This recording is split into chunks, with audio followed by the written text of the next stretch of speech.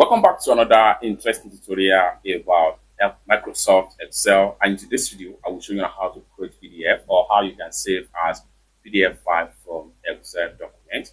So let's get started. But the first thing you want to do is to come to the top right here. Go ahead and click on File. Then next thing you want to do right here is to go ahead and click on Save As. Then go ahead and click on Browse right here. The next thing you want to do is to choose your file destination. So I'm going to save this file in desktop right here.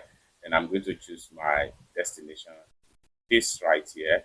Then I'll go ahead and make sure I click on Save Type right here. Then make sure you choose PDF. Go ahead and select on that.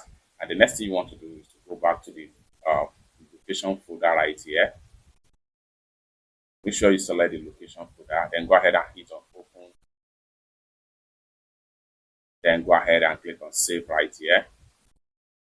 And in a few seconds, the file is going to be successfully saved as PDF file. So let's go ahead and check on the save file right here. So we have the PDF now open automatically in Adobe Acrobat. It's that simple. For more tutorial tips and tricks about Microsoft Excel, consider to subscribe.